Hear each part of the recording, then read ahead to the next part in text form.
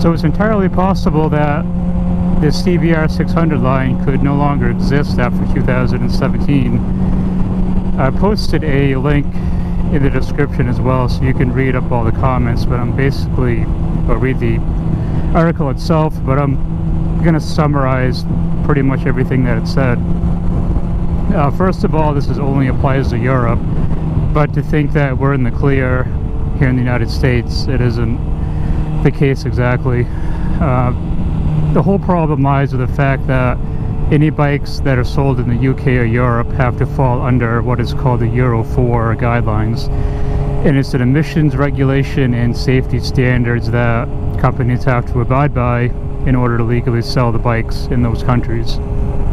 Some of those things include ABS on the bike, which currently the CBR 600, it's an option here in the States. You can buy them without, some don't have it.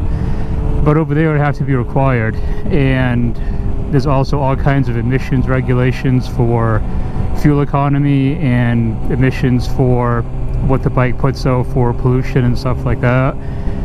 It's all this really political, technical friggin' crap that I don't even know all the details on it, but I just know that the Euro 4 standard is a bunch of friggin' retarded shit for the most part. And the problem is that Honda just they can't meet this standard with all the R&D it would take to make the bikes compliant to meet this standard. It's just not logical for them to do it. And in the article as well, it mentions some quotes from the other big three companies, the Japanese companies, for Kawasaki, Yamaha, and Suzuki. And they don't come out and say that they're going to discontinue their 600 line over in Europe, but they're not saying that they're not going to follow suit with Honda either. They kind of railroaded the question, kind of went right around it, didn't give a definitive answer on any of the answers for any of the major companies. No one seemed to want to come out and say that yet. The sources from Honda seem to be reliable, but as of right now, this is all just still rumor, so there's no definitive answer if the 600R will disappear in Europe after 2017 or not. And for everyone thinking that, well, this is a Europe issue, in the United States we're fine, we're still going to get our 600RR in 2017 and 2018, nice asshole. That's not the case at all. The problem is that the 600 line has been in decline for quite a long time. My 2008 was probably the last heyday that the CBR line had. It's been on a constant decline since the mid-90s. Not since the mid-90s, since the mid-2000s. In early 2000 and the mid-90s, the 600RR line was an absolute force to be reckoned with. They redesigned the bike every 2 years because the competition was so incredibly strict that if you didn't redesign your bike every 2 years, you were going to get your ass kicked in sales. And they pretty much ruled the streets. They ruled all the magazine articles. Everything in sport bike magazines focused a lot on the 600s. The aftermarket forum was huge. The problem that they're running into now with the 600s is it's a multitude of factors. One of them was a recession that hit a few years ago that really hit the 600 line hard, because the problem is that the R&D that goes into developing a 600 is not any cheaper than a 1000.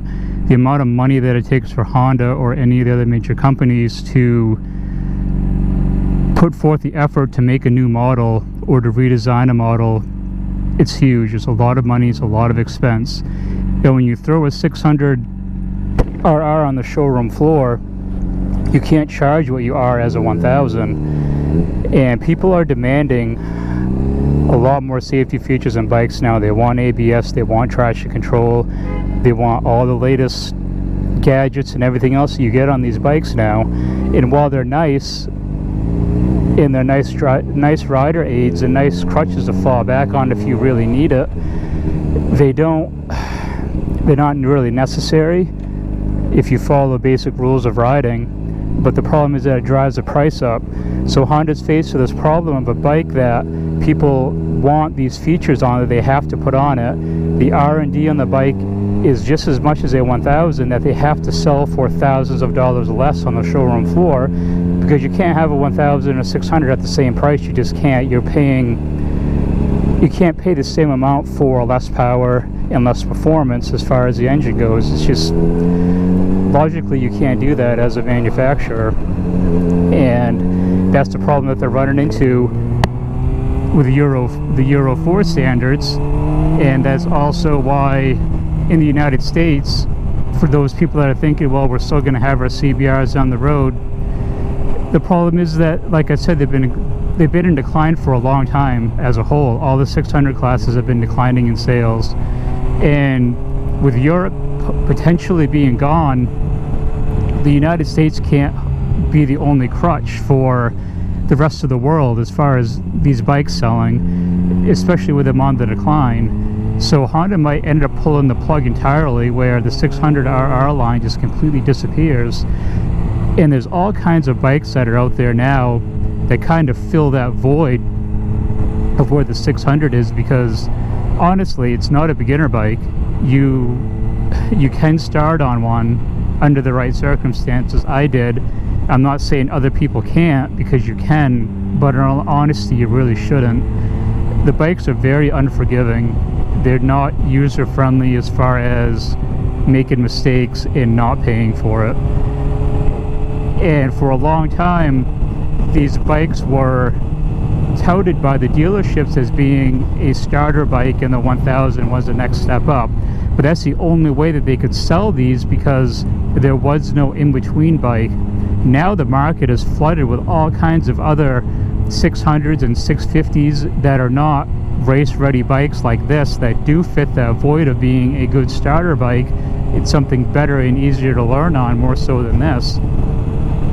And people realize that now, and they realize that this isn't really a beginner bike, no matter what anyone tells you. And the people that say that it makes a great beginner bike are grossly wrong. It's just completely inaccurate. You can learn on them, and it is possible, but you probably shouldn't. I don't know, the outlook for the 600 line does not look good.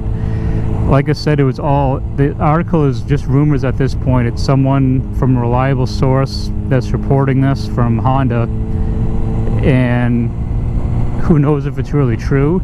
But considering the state of the sales for the 600 over the past 10 years now, or 9 or 10 years now, it wouldn't surprise me. And maybe the 600 line has to disappear for a while for them to come back as something better, because right now the bike hasn't changed. This redesign in 2007 or 2008 was pretty much the last hurrah for the bike. Since then, they've done minor changes over the years from 2009 to the current model. They haven't redesigned it. They haven't made dramatic improvements over what we've had for previous years, and I don't see them doing that now. They definitely won't. Not with the decline. If the 600 class was booming and the sales were through the roof, they would be redesigning this bike every few years like they used to, but the competition and the sales just aren't there anymore to support it.